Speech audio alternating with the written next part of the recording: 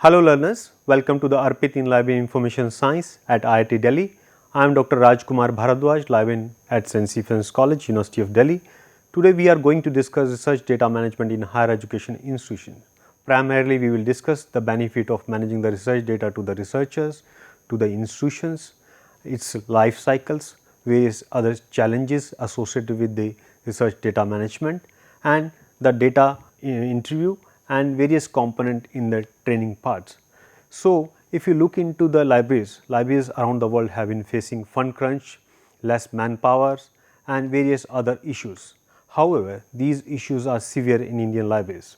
There is another issues, that is, I would like to mention that Indian libraries has not gained that much reputation which the Western libraries has gained, and the major reason is the far more research based services in Indian libraries. Therefore, we should look into this aspect and we should try to devise various research based services so that we can satisfy our client. And if you look into the implementing the various technology or various any ideas in the libraries, there is a very famous quote which it always influenced me, which says that many ideas never been initiated because of the fear that they will never be achieved. So, therefore, we should not hesitate to pursue any idea or to implement any technology. Another challenge is beside the research based services, another challenge is faced by the Indian library is that the accreditation of LIS schools. If you look into the accreditation of LIS schools in Western world, there are 70 LIS schools which are accredited by their association. However, this is not the scenario in India. The majority of ILS schools are not accredited by our association, or I would say our association is not that much powerful so that it can start accreditation of various ILS schools. Therefore, we should try to aware LIS profession about the roles and function of our association. So, if you look into the number of ILS school in Western world, there are 70 ILS school which are accredited. However, in one country itself in Iran, there are 70 LIS school which are unaccredited. So, this aspect we have to look into. Another aspect which is of concern is that predatory publications. Recently, and as per the revised guidelines of DOAJ, 76% of the journals were outrightly rejected by the DOAJ for the indexings, and only 4% were accepted and the remaining are in the process. So, the predatory journal is another issue being faced by Indian libraries. So, we should try to devise a various research data services so that we can attract our clients to the library. So, instead of just imitating the Western world, we should go back to the philosophy of Ranganathan, and which says there are three planes to implement anything. And first plane he says that idea planes, that we should firstly we should try to formulate the ideas, and then we should move to the second plane which say the verbal plane, that we have to discuss those ideas with our clients or with our stakeholders in the institution, and subsequently we should move to the third plane which is notational plane. We should prepare roadmap how we will going to execute those ideas. So, if in the recent scenario Ranganathan philosophy is still relevant, Ranganathan given us 5 laws, and in the context of research data management these 5 laws will be as follows. For instance, data is for use. Every researcher should get his her data sets. Every data set should get its reader, and we have to manage the data set in such a manner, we have to make it discoverable so that we can save the time of our researchers.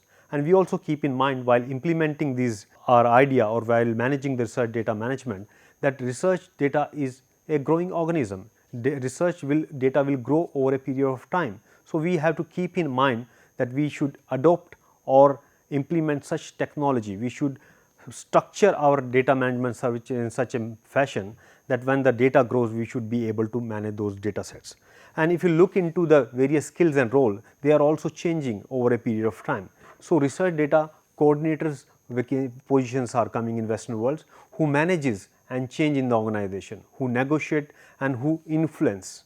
Another positions are coming of data curator, who is specialist in technical issues.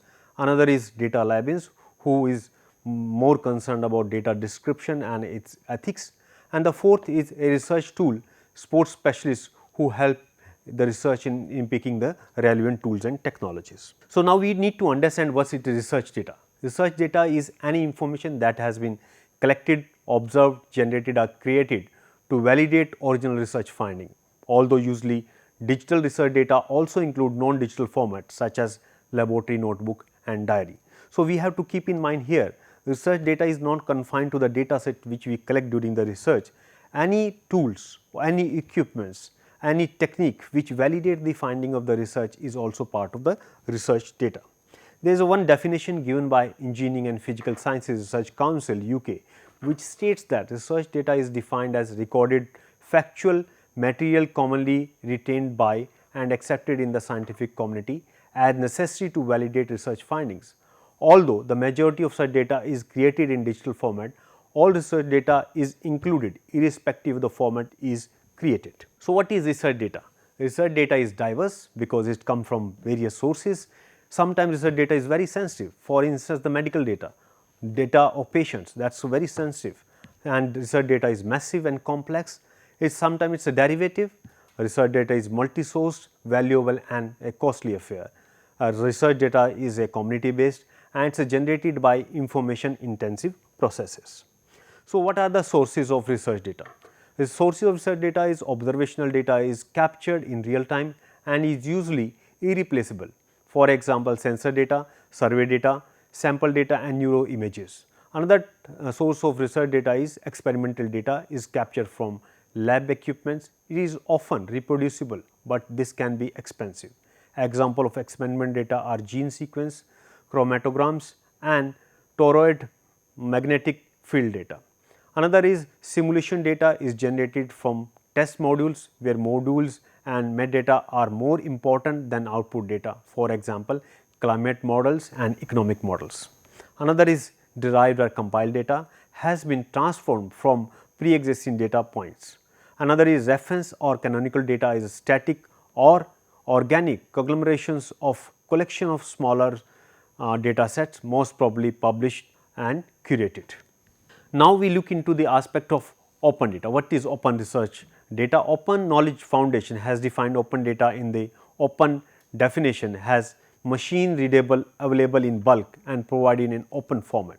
For instance, the data which is openly available to the public, which they can modify, which they can derive result out of it. So, there are various licensing associated with the open research data sets. So, now we need to look into what are the benefits of research data management as per the researcher's perspective. So, first benefit is they can find their data sets. When they pass out from their research studies, 5 years down the line, it is very hard for them sometimes to the researcher to find their own data. But if the institution is managing the research data, they can locate their own data sets anytime, because researchers host institution is involved in managing the data set. Another benefit is they will never lose the data set, it will be in their possessions. Another, data remain accessible always. Sometime if they go abroad and they are not in the host institution and they are working somewhere else, but if management of the data is done by their institution, that will remain accessible over the internet and they can get those data sets. There is no duplication. It also, research data help the researchers to avoid the duplication of their research. It also enhance their visibility and increase the number of citations. Nowadays, in fact, many institutions have been in Western world, they have been taking note of the citation of their data sets. So, they also include in their promotions and in recruitment how many people are citing their data sets. Another is it demonstrates research integrity and validity of research results. Another benefit that it ensure compliance with both funders and institutional research data expectations and policies.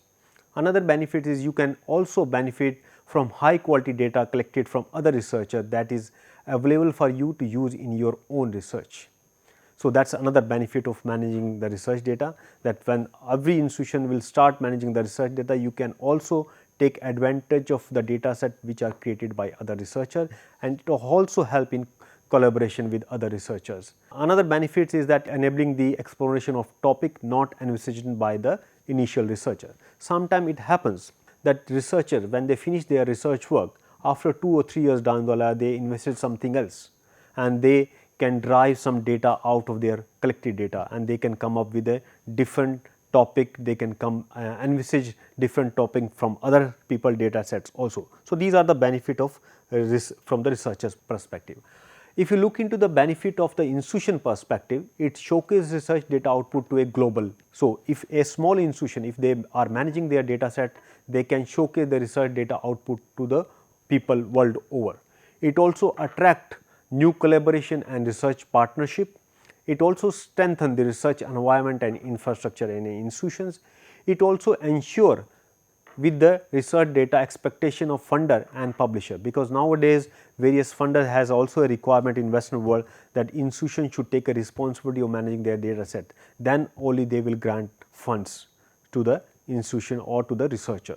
So, that is if the institution is managing the research data, they are also complying with the funder policies. Another benefit as far as the institution is concerned, it is permitting the creation of new data sets by combining data from multiple sources. So, there is one study created by Wiley on research data sharing conducted in 2014, which listed various reasons why researchers are hesitant of sharing their data sets, and they found highest that intellectual property and maintained confidentiality is the major reason the researchers are hesitant in sharing their research data. Another reason of not sharing the research data is no policy in the institution. It is actually a top down approach where funders and the institutions direct the researchers to share their data set. If however, if there is no policy in the country, if there is no policy in institutions, they are also the hesitants for the researchers not to share their data sets. Another is researchers have a hesitation that their research may be scooped, that is another problem, and their research can be misinterpreted by someone else, and they also hesitate that no idea where to share. They have no idea where to share their data set. They are not aware about the data repository, which are subject specific repository, which are journal repository, where they should go and share their data sets. In addition to that, there is insufficient time and resources of one other reason found in the Wiley study, which was conducted in 2014. So, here the library information science professionals roles in coming up, so that they can aware the allies professionals can aware the researcher where to share their data set, what are its benefit, how they can optimize the use of research data in their study, or how they can benefit the research data of other researchers. So, if you look into the research data sharing trends country wise, 55% of the data sharing trends is in Germany, followed by 52% in Brazil, and if you look into the data sharing trends in US, that is a 46% and UK it is a 43%. So, there is a opportunity for data exchange pyramid, the how to manage the research data, how to start, what should be the first point of sharing the data or managing the research data sets. So, League of European Research Universities in 2013 has given a guideline that we should start managing an institution the raw data which is lying in disk, which is lying in the computer hard drives, in various other hard drives. We should try to manage the raw data first, and then we should move to the data collection of structured data sets, and then we should move ahead of collecting the process data, and then the fourth stage should be the data which are available in publications. So, that is a ODE data pyramid of how to start or how to move in research data management. So, now we look into the challenges in research data management. What are the challenges LIS professional or institution have been facing in managing the research data? And the first is policy. There is majority of institution in developing country, especially in Asian libraries, there is no policies of managing the research data. Institution has not devised its own policy, there is no national policy of managing the data. India has its one policy which was devised in 2012, National Data Sharing and Accessibility Policy. However, this policy is only confined to the data which is generated by the government and ministries and its department. However, as for the university and research institution is concerned, there is no policy. So, there is a policy is a major issue that is one inhibit in managing the research data. Another challenge in research data management is its leadership, because research data management team involves various staff. Staff could be from the IT department, staff could be from the research office, staff could be from the library, staff could be from the higher authorities. So, there is a diverse team is involved in managing the research data. So, the leadership required to lead this such kind of diverse team is one challenge in higher educational institutions. Another is research data infrastructure. Managing the research data is a Herculean task and we need lot of infrastructure. Usually when we do backup of research data, it is advised that it should be done at 3 places. First at the host institution in a offline mode, then it's an online mode, and third is at a third site which is out of the premises of the host institution. So, to do this backup aspect itself is a very, it's require a lot of infrastructures. So, it's a research infrastructure is another research data infrastructure is another challenge in managing the research data.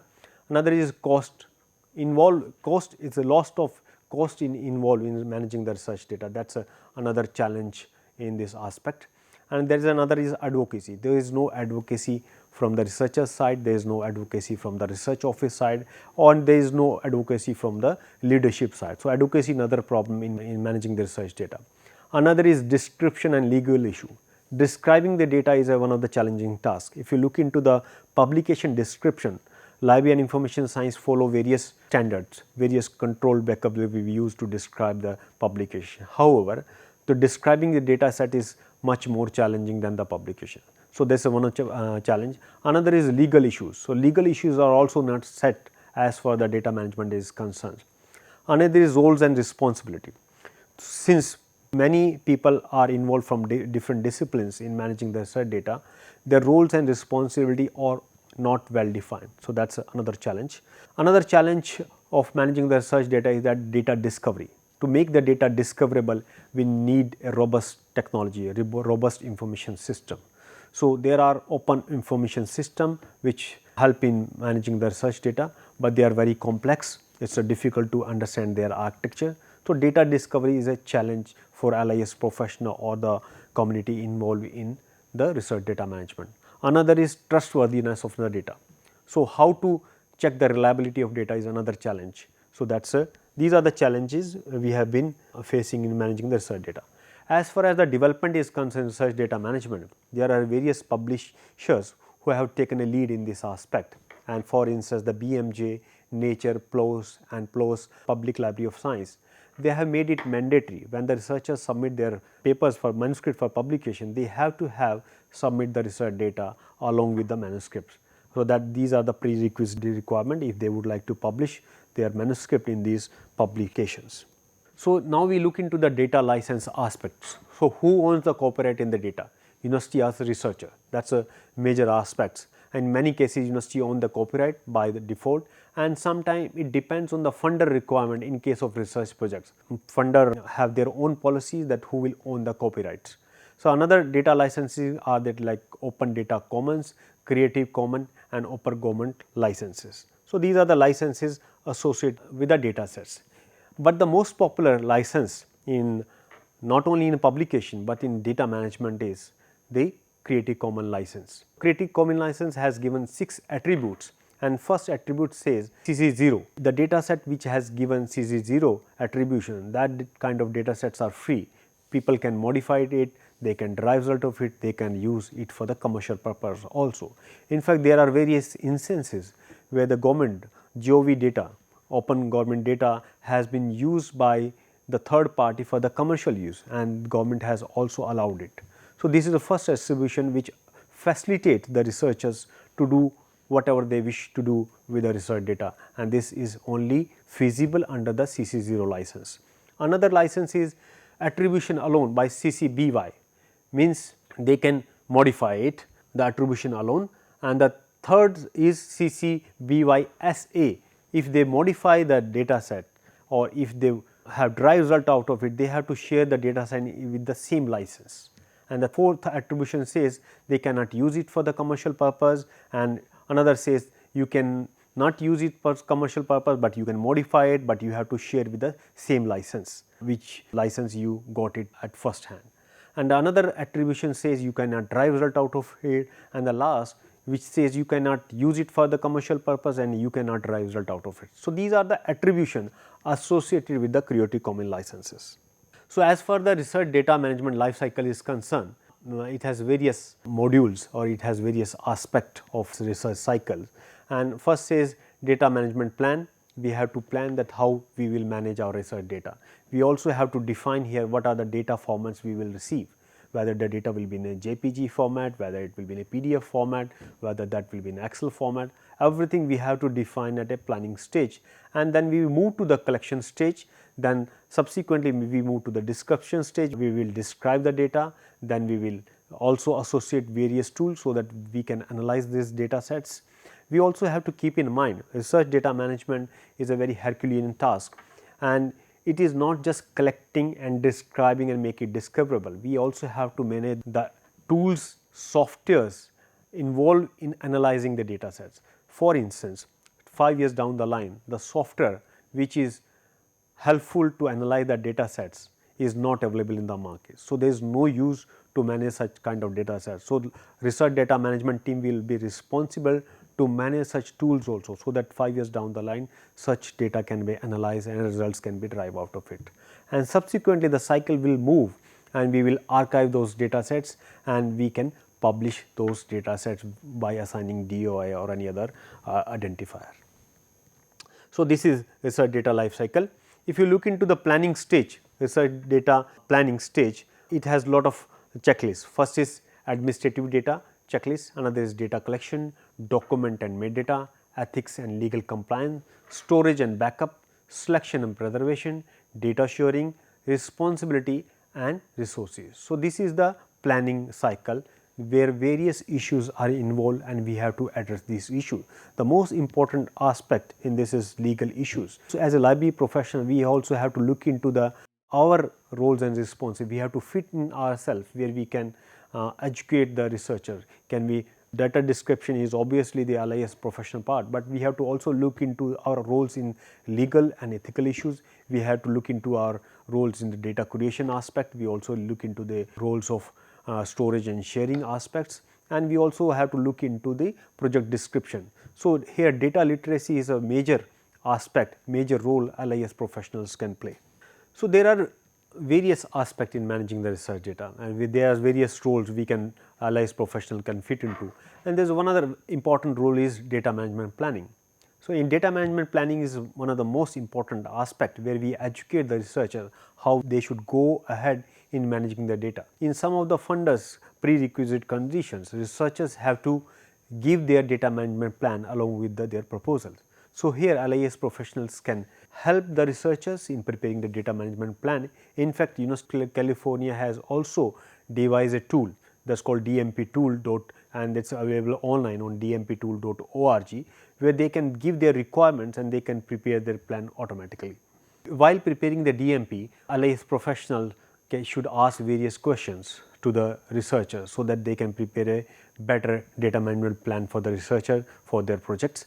And these questions could be that what is the story of their data, what forms and format are the data in, what is the expected lifespan of the data set, how could the data be used, reused and repurposed, how large is data sets, and what is the rate of the growth, who owns the data, does the data set include any sensitive information, what publication or discovery have resulted from the data, and how should the data be made accessible. So, we should ask several questions before finalizing their data management plan, because these will help subsequently the research data management team. It will also help the researcher in managing data set in the organizations. So, there are various library oriented model of institutional RDM. There is one model which was devised by Professor Pinfield, Cox and Smith from University of Sheffield in 2014, and they have given various drivers which include why, which include the what and how. So, if you look into the what aspect, so we have to see the strategies, what strategy we will follow, what are the policies in the institution, what are the guidelines, what are the processes, technologies and services available to the researchers. Now, then we will move to the drivers, why they should move, and that there are various drivers such as storage, security, preservation, compliance, quality, sharing, jurisdictions, and there are various influencing factors in this model such as acceptance, cultural demand, incentives, roles, governance, policies, resources and projects, skills, communication and context. So, these are the library oriented model.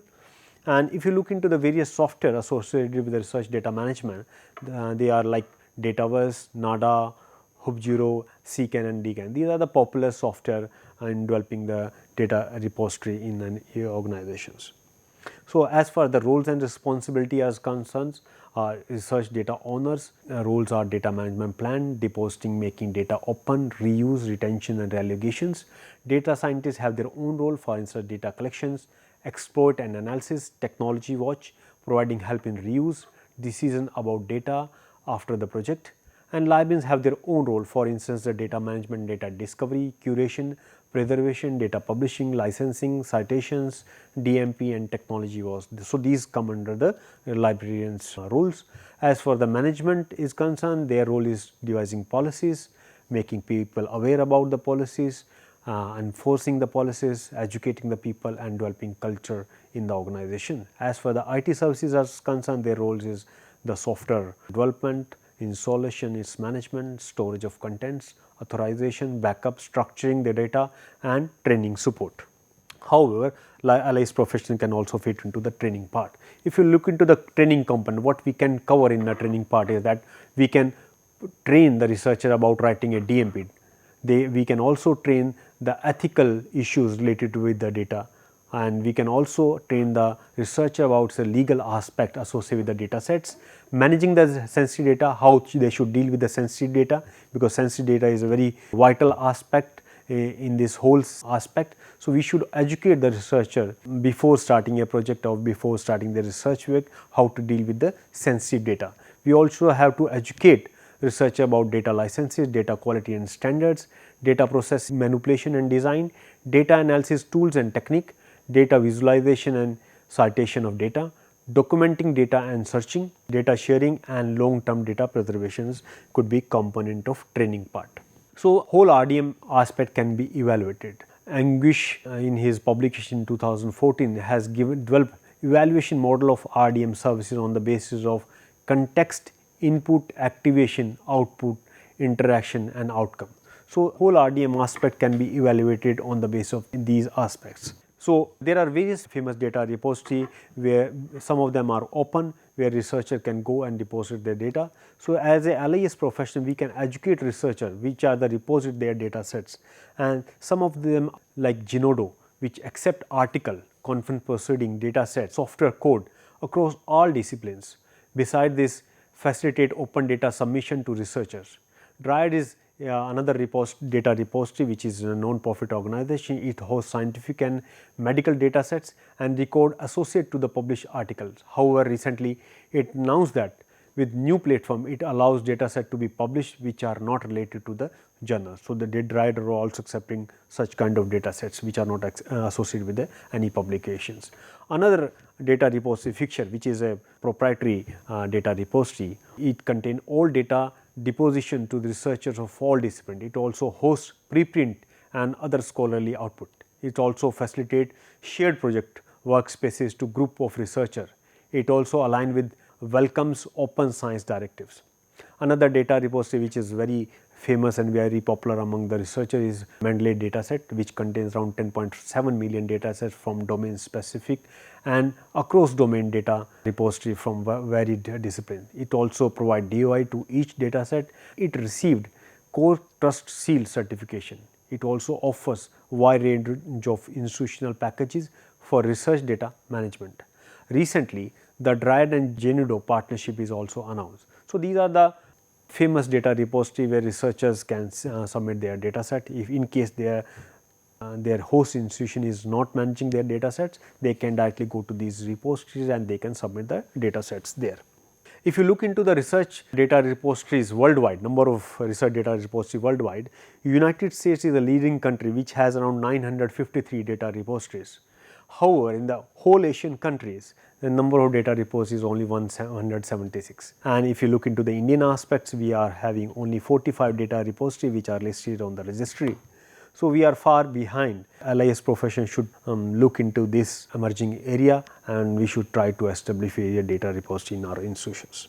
And if you look into the decision data repository on the basis of contents, scientific and technical data format is the highest content in these repositories, followed by standard office documents, followed by images, followed by plain text.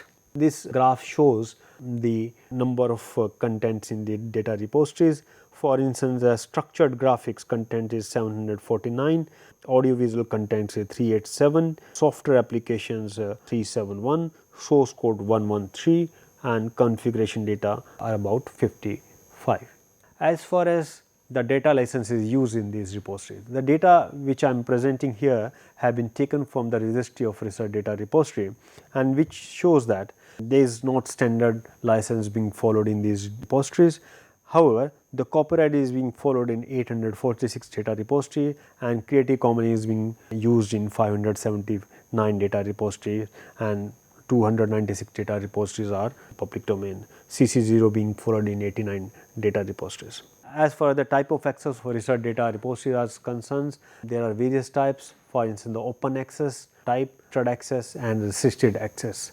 In open access, a researcher or any user no need to register with the repository, they can go and they can access the content, they can download the content sometime. And however, in registered access, they first have to register with the repository and then they are allowed to access the content. While in third category is restricted access, contents are not available to the public. So, this is research data repositories which list the research data repositories world over, and it is one of the popular site. They also have now collaboration with the DataCite. The popular as per the LIBOR guidelines, and there is a popular aspect associated with this is that we should follow the FAIR principle. What the FAIR principle says, that we have to make our data findable. Data and supplementary material have sufficiently rich metadata and a unique and persistent identifier. So, we should try to make our data findable. We also should make our data accessible. Metadata and data are understandable to human and machine. Data is deposited in trusted repositories, then we should make it accessible. Another is that we should make this data interoperable. Metadata use a former accessible, shared, and broadly applicable language for a knowledge representation. Data and collection have a clear license and provide accurate information on the provenance. So, we have to make our data sets or make our repository FAIR compliant, so that it can be findable, it can be accessible, it can be interoperable, and all the data sets. The objective of managing the research data is to make it reusable, so that we can avoid duplication, we can drive result out of it, we can enhance the collaboration with the other researcher, the collaboration with the various institutions, cross campus research can be enhanced. So, we should keep in mind while managing the research data that we have to follow the principle of FAIR. Now, I would like to thank all the authors of various internet sources and references used to prepare these presentations. For any observation, comments or questions, you can post on discussion forum or you can directly write to me on my email ID. So, thank you very much today. It is just an overview what are the benefits of research data management in an organization. So, LIS professional, I urge LIS professional that they should take a lead in this research data management in their own institutions, because here we can play a vital role. LIS professional can play a vital role in managing the research data and increase the visibility of the researchers and its data sets. Thank you very much.